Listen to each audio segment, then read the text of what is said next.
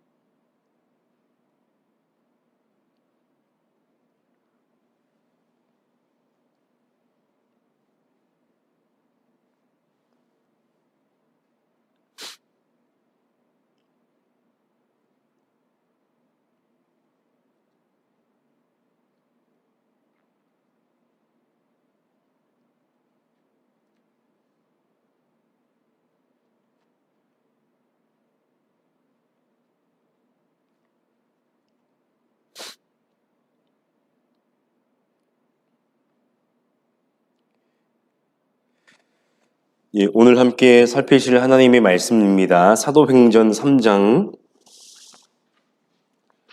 1절부터 10절 말씀입니다. 사도행전 3장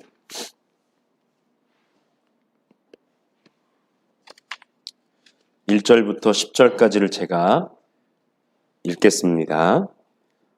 오후 3시에 기도 시간이 되어서 베드로와 요한이 성전으로 올라가는데 나면서부터 못 걷는 사람을 사람들이 떠매고 왔다. 그들은 성전으로 들어가는 사람들에게 구걸하게 하려고 이 못 걷는 사람을 날마다 아름다운 문이라는 성전 문 곁에 앉혀놓았다. 그는 베드로와 요한이 성전으로 들어가려는 것을 보고 구걸을 하였다. 베드로와 요한과 더불어 그를 눈여겨보고 그에게 말하였다. 우리를 보시오. 그 못 걷는 사람은 무엇을 얻으려니 하고 두 사람을 빤히 쳐다보았다. 베드로가 말하기를 은과 금은 내게 없으나 내게 있는 것을 그대에게 주니 나사렛 예수 그리스도의 이름으로 일어나 걸으시오 하고 그의 오른손을 잡아 일으켰다. 그는 즉시 다리와 발목에 힘을 얻어서 벌떡 일어나서 걸었다. 그는 걷기도 하고 뛰기도 하며 하나님을 찬양하면서 그들과 함께 성전으로 들어갔다. 사람들은 모두 그가 걸어다니는 것과 하나님을 찬양하는 것을 보고 또 그가 아름다운 문 곁에 앉아 구걸하던 바로 그 사람임을 알고서 그에게 일어난 일로 몹시 놀랐으며 이상하게 여겼다. 아멘. 우리 함께 사도신경으로 우리의 신앙을 고백하겠습니다. 나는 전능하신 아버지 하나님, 천지의 창조주를 믿습니다. 나는 그의 유일하신 아들 우리 주 예수 그리스도를 믿습니다. 그는 성령으로 잉태되어 동정녀 마리아에게서 나시고 본디오 빌라도에게 고난을 받아 십자가에 못 박혀 죽으시고 장사된 지 사흘 만에 죽은 자 가운데서 다시 살아나셨으며 하늘에 오르시어 전능하신 아버지 하나님 우편에 앉아 계시다가 거기로부터 살아있는 자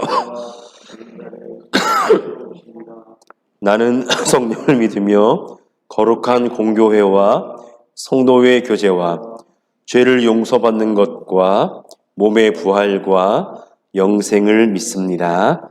아멘. 오늘 뭔가 좀 부족한 것 같아서요. 곰곰이 생각을 해봤더니 처음에 시작할 때 시편 찬송을 빼먹고 그냥 찬양했습니다. 네. 지난주에 함께 또 예배를 드리지 못해서 좀 상당히 아쉬웠는데 오늘 또 2주 만에 또 함께 예배할 수 있게 되어서 감사하고요. 계속해서 사도행전 말씀을 함께 살펴보고 계시는데 이제 오늘 본문에 보시면 이 베드로와 요한이 오후 3시에 기도 시간이 되어서 성전으로 올라갑니다. 아마 구약 개정 성경에는 제9시라고 아마 나와 있는 것 같습니다. 그러니까 신약 성경에서 시간 표현이 나올 때요. 6을 더하면 오늘날의 시간이 됩니다. 그러니까 9에다가 6을 더하면 15시니까 오늘날의 시간으로 하면 오후 3시가 되는 거고요. 성전으로 올라가는데 때는 이 사도행전이 기록된 시기는 거의 한 주후 1세기 후반, 그러니까 빨라도 80년 이후 100년 사이라고 볼 수 있을 텐데 기록은 그때 되었지만 이 사도행전의 이야기 속 배경은 예수님이 부활하시고 승천하신 직후의 교회의 이야기이기 때문에 주후 30년대 중반의 일이 됩니다. 그래서 주후 70년에 예루살렘 성전이 로마 군대에 의해서 무너지기 때문에 아직까지 이 이야기 속에 때는 성전이 존재하던 시기였고, 그래서 처음 교회의 그리스도인들 역시 아직까지는 좀 유대적인 배경에 있는 것이 좀 자연스러웠어요. 그러니까 사도 바울이 본격적으로 이방인 선교를 시작한 이후에, 물론 그 이전에도 소위 말하는 이방인들이 뭐 어떤 유대 하나님을 두려워하는 사람들의 범주에 들어오긴 했지만 본격적으로 교회 공동체에 들어오기는 아직은 조금 이른 시기이기 때문에 이제 교회, 하나님의 백성 하면 여전히 좀 유대적인 배경이 좀 자연스러운 그런 시기였습니다. 그래서 그들이 늘 성전을 가까이 하고 지냈다라고 하는 거죠. 오늘날 우리가 이제 성전 하는 건 좀 다른 개념이고 좀 지양해야 될 개념이지만 어쨌든 성전을 가까이 하고 지냈고, 또 본문에서 보시면 제자들 가운데, 사도들 가운데 베드로와 요한이 등장을 하는데 이것은 무엇을 가리키냐면 당시 아마 두 사도, 아마 야고보까지 해서요, 3명의 사도가 12명 중에 대표적인 그런 사도의 역할을 했다라고 추측할 수 있습니다. 이 베드로와 요한이 성전으로 무엇을 하러 올라가냐면 기도하러 올라가는데요. 그 두 사람이 성전에 기도하러 올라갈 때 또 한 사람이 성전에 오게 되는데 오늘 본문에 보시면 그 사람은 자신의 힘으로 올 수가 없어서, 네. 감사합니다. 그 또 한 사람은 자기 힘으로 걸어올 수가 없는 사람이어서 다른 사람들에 의해서 성전으로 마치 조금 표현이 좀 죄송합니다만은 짐짝처럼 옮겨집니다. 이렇게. 예. 왜냐하면 성경은 뭐라고 얘기하냐면 그는 나면서부터, 그러니까 원래 이제 본문의 의미에 의하면 어머니의 뱃속에서부터, 어머니의 뱃속에서부터 못 걷는 사람이었기 때문입니다. 근데 이제 그를 성전에다가 데려다 놓은 사람들의 목적이 있는데 그를 성전에다가 옮겨놓은 목적은 뭐냐면 성전으로 들어가는 사람들에게 구걸시키려고 그를 데리고 오는 거죠. 왜 그를 구걸하게 했을까? 사람들에게 그 목적을 우리가 정확히 알 수는 없습니다만은 혹시 그것이 그 못 걷는 사람에게 그렇게라도 해서 먹고 살아라라고 하는 배려의 차원이었는지 아니면 소위 앵벌이를 시켜 먹기 위함이었는지는 모르겠습니다만 다만 나면서부터 걷지 못하는 그 사람의 위치를 한번 보시면 그 사람은 지금 성전도 아니고 세상도 아니고 그 중간에 어느 한 지점에 어정쩡하게 옮겨져 놓여져 있다라고 하는 것이죠. 이 율법에 의하면 이 다리를 저는 사람은 레위기 21장의 말씀에 있습니다만 제가 또 말씀 나눈 원고를 올려드리겠습니다만은 사람 중에 다리를 저는 사람은 하나님 앞에 제물을 바치는 제사장이 될 수가 없었습니다. 그러니까 신약에 오시면 모든 사람은 왕 같은 제사장이잖아요. 근데 다리를 저는 사람은 율법에 의하면 물론 구약의 제사장과 신약의 제사장의 의미는 조금 확대되긴 합니다만 제사장이 될 수 없었고 당연히 그 다리를 저는 것이 짐승이라면 다리를 저는 짐승은 하나님 앞에 제물로 드릴 수 없었습니다. 왜냐하면 사람이든 짐승이든 다리를 저는 것은 온전하지 못하다라고 생각이 되었기 때문입니다. 그러니 오늘 본문에 나오는 걷지 못하는 사람 역시 그들의 생각에 의하면 사실 오늘의 우리의 생각도 사실은 별반 다를 바 없을 텐데 온전하지 못하다라고 생각되었기 때문에 더더군다나 그는 성전에 들어갈 수가 출입할 수가 없었다라고 하는 것이죠. 그렇다고 세상에서도 온전히 그가 사람의 기능을 하면서 살아가느냐? 그렇지도 못했다라고 하는 것이죠. 그래서 성전과 세상 사이 어느 한 지점에 그는 지금 어정쩡하게 놓여져 있는 것이 어쩌면 그 사람의 삶의 위치도 아마 그러했을 것 같습니다. 오늘 본문에 보시면 그가 어정쩡하게 놓여져 있는 곳이 아름다운 문, 이름을 가진 성전의 문 곁이었다라고 이야기하는데요. 개역 개정판 성경에는 이제 미문으로 번역되어 있습니다. 이 문은 성전의 동편에 위치하고 있는데 1세기 유대 역사가 중에 요세푸스라고 한 사람이 있는데 이 사람에 의하면 이 미문이 아름다운 문이 고린도의 건축 양식, 고린도 양식으로 아름답게 지어졌다라고 해서 아름다운 문이라고 불렸대요. 이 대목에서 우리가 알 수 있는 것은 이 아름답게 지어진 성전의 출입구와 그 곁에 앉아서 구걸하고 있는 온전하지 못하고 초라한 아름답지 않은 사람의 모습이 묘하게 대조된다라고 하는 것이죠. 죄송합니다. 그리고 그 아름다운 문, 즉 미문을 통해 성전으로 들어가는 사람들이 있었을 것 아니겠습니까? 그를 구걸하게 하려고 거기다 나왔으니까요. 아름다운 문을 통해 성전으로 들어가는 사람들은 저마다 하나님의 은혜를 구하려는 사정들이 있었을 텐데 그래서 열심히 성전을 드나들었겠죠. 그런데 자기 힘으로 걸어서 하나님의 은혜를 구하러 들어가는 그 사람들과 걷지 못해서 성전에 옮겨져서 그 문 옆에 앉아서 사람들에게 구걸하는 이 그 모습 또한 묘한 긴장감을 불러일으킵니다. 매일같이 그곳에 앉아서 사람들에게 자비를 구하며 구걸하는 그는 과연 무슨 생각을 했을까? 그리고 성전에 들어가는 사람들에게 성전의 문 곁에 앉아있던 좀 노골적으로 표현하겠습니다. 좀 불편한 표현이긴 한데 그 앉은뱅이 그는 과연 어떤 존재였을까라고 하는 것이죠.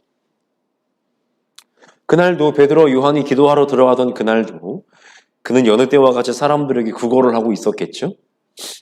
다른 많은 사람들이 그랬듯이 베드로와 요한 두 사람도 아마 그의 눈에 들어왔을 것입니다. 그가 베드로인지 요한인지 알 길은 없고요. 그냥 이제 구걸하려는 그런 대상으로 눈에 들어왔겠죠. 그런데 오늘 본문에서 중요한 동사가 한 가지 등장하는데요. 3절부터 5절까지 보시면 반복되는 동사가 있습니다. 그것은 바로 보다라는 겁니다. 보다.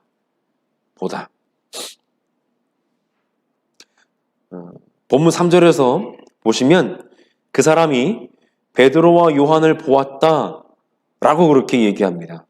베드로와 요한이 성전으로 들어가려는 것을 보고 라고 나오는데요. 여기서 보다라는 동사는 일반적인 의미에서 그냥 눈에 들어오는 것을 보는 것으로 의미합니다. 그러니까 내 의지와 상관없이 그냥 경치가 내 눈에 들어오는 거죠. 아마 베드로와 요한도 그 사람에게는 여느 사람들과 다를 것 없이 그냥 지나가는 사람들 중에 한 사람, 두 사람. 그리고 내가 구걸을 해야 될 대상으로서 사람으로 그냥 아마 눈에 들어왔을 것입니다. 그리고 누구에게나 그랬듯 베드로와 요한에게도 아마 그는 구걸을 하려고 했을 것입니다. 그런데 그의 눈에만 베드로와 요한이 들어온 것이 아니라 베드로와 요한도 성전으로 들어가는 그 과정 속에 그 사람을 보았습니다. 4절에 나오는데요. 베드로가 요한과 더불어 그를 눈여겨보고 라고 나옵니다. 근데 베드로 요한뿐이겠습니까? 성전으로 들어가는 사람들은 아마 거의 대부분의 사람들은 거기에 앉아서 구걸하는 그를 아마 보았을 것입니다. 그런데 대부분의 사람들은 그 사람을 보고 아마 그냥 지나설지도 몰라요.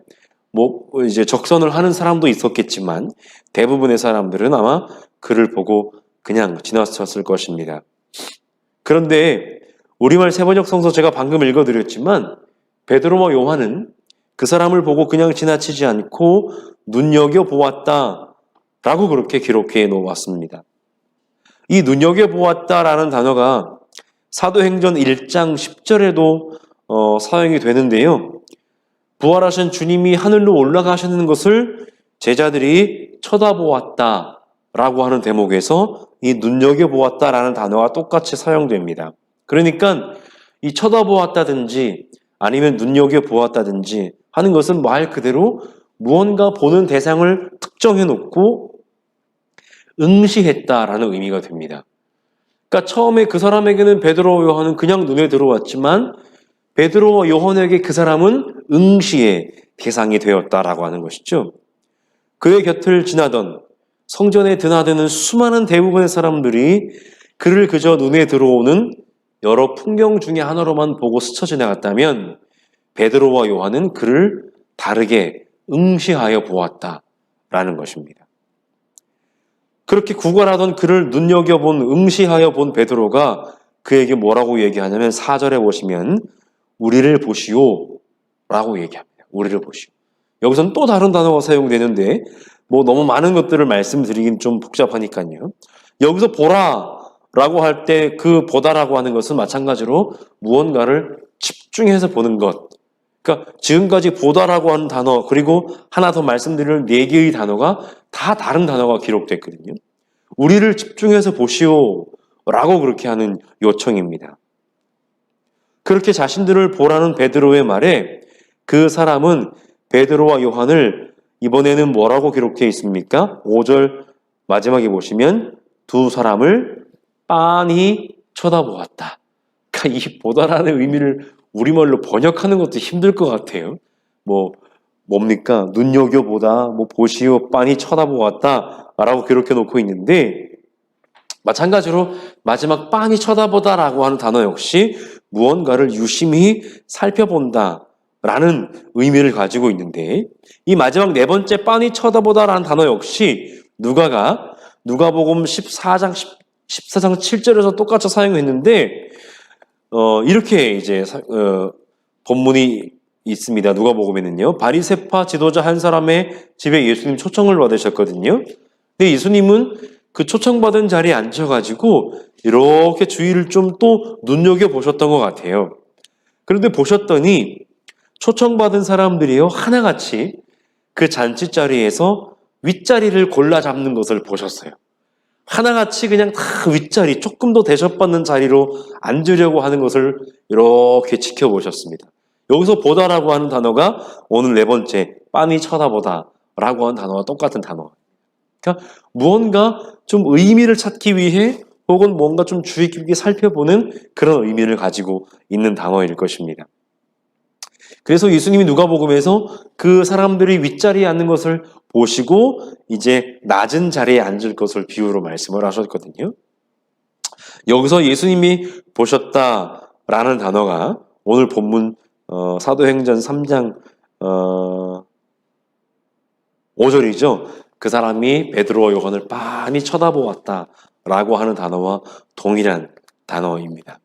이렇게 베드로와 요한 그리고 그 사람 이렇게 세 사람 사이에 어떤 시선의 교환이 점차 이제 점층적으로 발전하는 것을 보고 있는데 무언가 베드로와 요한에게 지금 빤히 쳐다보고 있는 그 두 사람에게 베드로와 요한이 이렇게 얘기합니다.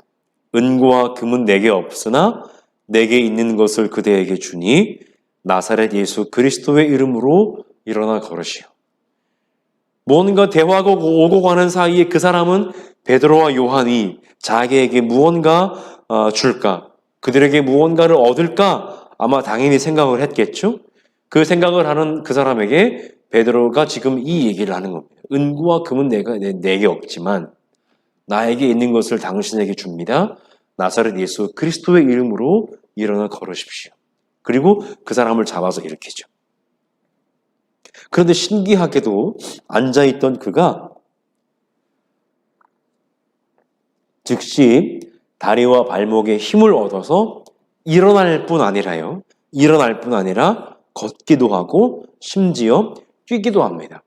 그 사람이 언제부터 못 걸었다라고 본문이 얘기하고 있는가 하면 태어나서 몇 년 후가 아니라 아예 어머니의 뱃속에서부터 걷지 못하던 그가 지금 나이가 어느 정도나 되는지는 모르겠습니다만은 베드로가 잡아 일으켰을 때 일어나서 서는 것을 넘어서서 걷기도 하고 뛰기도 했다라고 그렇게 얘기를 합니다.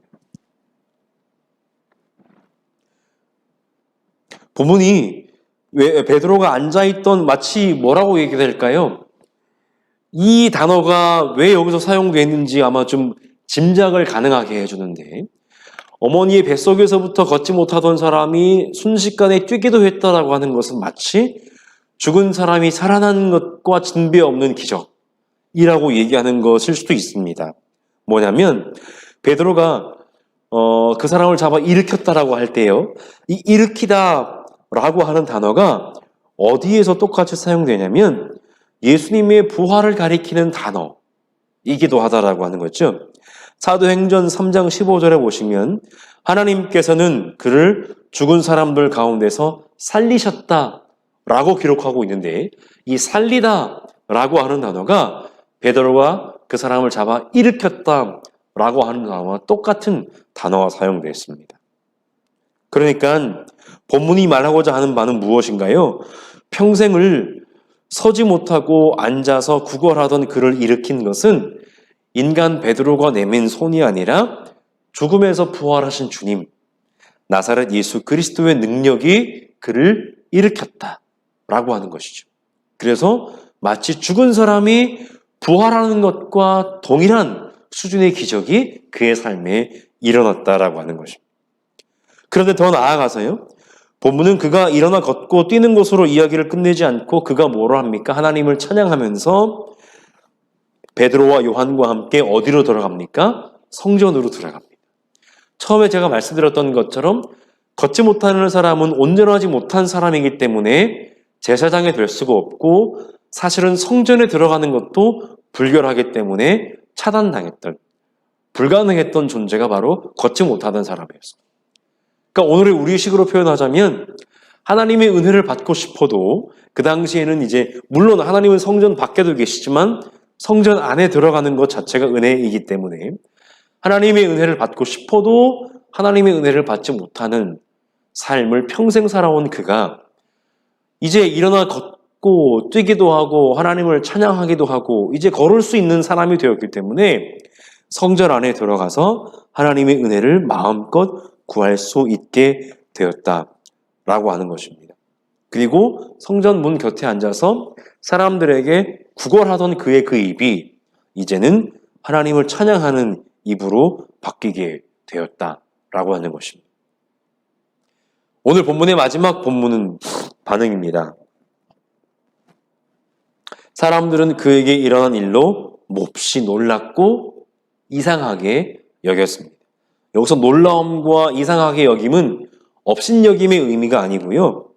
하나님이 하시는 신적인 능력에 대한 인간의 반응. 그러니까 하나님이 하시는 일을 본 사람의 반응이 바로 놀라움과 이상하게 여김. 오늘 우리는 하나님의 은혜를 되게 당연하게 여기잖아요. 물론 그것이 당연한 것은 맞습니다만 근본적으로 하나님이 우리에게 주시는 은혜는 놀라운 것이고 우리에게 때로는 낯선 것입니다.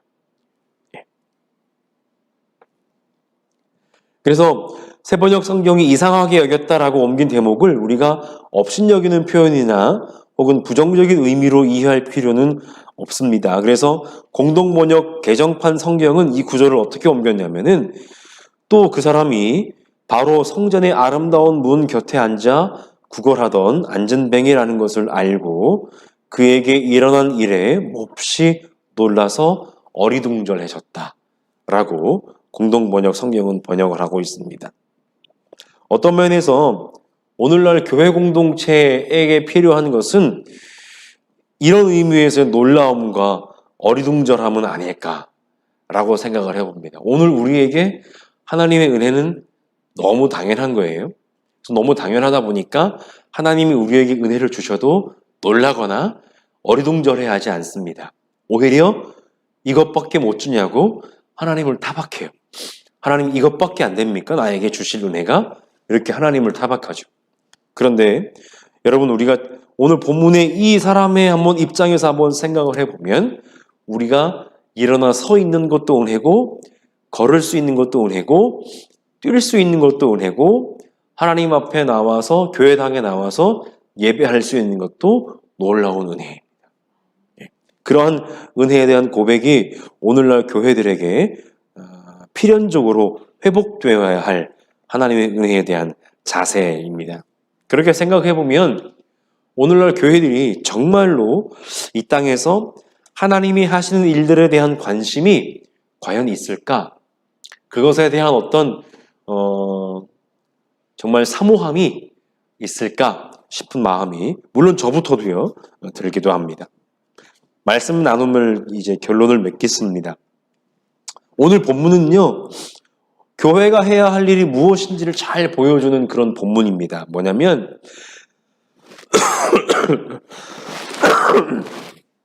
수많은 사람들이 하나님을 예배하겠다고 그리고 소위 은혜 좀 받겠다고 오늘날에도 교회당을 드나들거든요.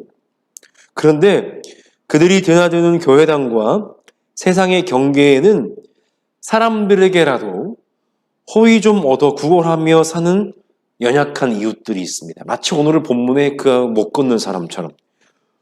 그런데 교회당을 열심히 드나드는 사람들 중에 그런 이웃들에게 오늘 성경의 본문대로 표현하면 성전에 들어가지도 못하고 세상 속에서도 사람 구실을 온전히 하지 못하는 그런 연약한 이웃들에게 눈길을 주며 관심을 가지는 사람들이 오늘날 교회당 신자 가운데 과연 몇 명이나 될까? 그냥 나 한 사람 은혜 받고 나 한 사람 하나님께 받을 것 투성이고 이런 사람들에게 연약한 이웃들에 대한 관심과 눈길이 과연 얼마나 있을까? 마치 사도행전 이야기 속에서 예루살렘 성전에 드나들었던 그 수많은 사람들처럼 오늘날 교회당을 그저 드나들기만 하는 수많은 사람들이 아마 그런 삶을 살고 있을 것 같습니다. 때마침 베드로와 요한이 앉아서 구걸하던 그를 보았고 베드로는 그에게 은도 금도 우리에겐 없지만 아마 당시 교회 공동체의 상황이었던 것 같아요. 부유하지 못한.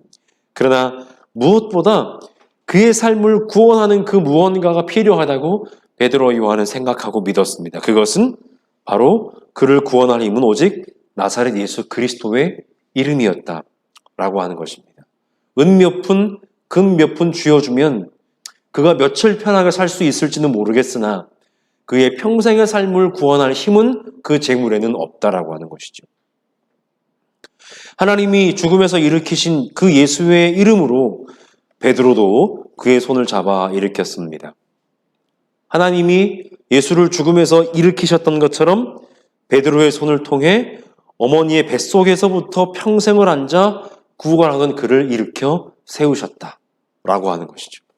그리고 평생을 성전과 세상의 경계에 앉아서 감히 하나님께로도 나아가지 못하고 사람들에게도 자신 있게 나아가지 못하던 그를 자기 발로 걸어서 성전에 들어갈 수 있도록 하나님이 일하셨습니다.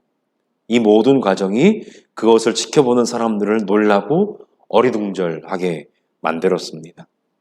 오늘날 교회가 이 땅에 존재하는 이유와 목적이 무엇일까? 바로 하나님이 하시는 일을 세상을 향해 보여주는 것이 바로 교회다라고 하는 것입니다. 은과 금은 나에게 없거니와 이 고백이 오늘날 교회가 해야 될 고백일지도 모르겠습니다. 우리가 가진 것은 많이 없지만 그러나 우리에게 나사렛 예수 그리스도의 이름은 있습니다. 라고 하는 것이 오늘날 교회가 해야 할 고백입니다.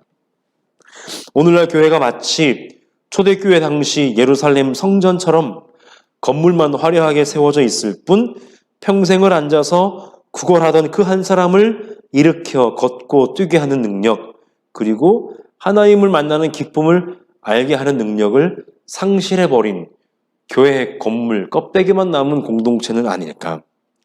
교회당을 드나드는 수많은 이들이 그저 자기 만족을 채우기 위한 이기적인 목적에만 눈이 멀어 교회당과 세상 사이에서 앉아 구걸하고 있는 우리의 연약한 이웃들을 지금 보지 못하고 있는 것은 아닌가 한번 생각을 해봐야 합니다. 그 이유들 때문에 오늘날 교회가 하나님이 하시는 일을 세상에 보여주지도 못하고 사람들이 하나님이 하시는 일을 보고 놀라고 어리둥절해 할 기회를 빼앗고 있는 것은 아닌가 모르겠어요. 입으로는 어떤 분이 그래요. 입으로는 하나님, 즉 신의 이름을 외치느라 그렇게 바쁜데 오늘날 교회의 삶을 보면 그들은 실상 실천적 무신론의 공동체이다. 입으로는 하나님을 그렇게 많이 부르지만 삶은 무신론, 신이 없는 삶을 살아가는 사람들의 모임이 바로 교회다. 라고 그렇게 일침을 놓는 것을 제가 봤는데 우리 보금자리 교회가 하나님이 이곳에 우리 교회 공동체를 세우신 이유와 목적을 분명히 하고 베드로와 요한의 고백처럼 은과 금은 나에게 없지만 나에게 있는 나사렛 예수 그리스도의 이름으로 우리의 이웃들의 삶을 살리는 그러한 복된 공동체가 될 수 있기를 주님의 이름으로 축원합니다. 이렇게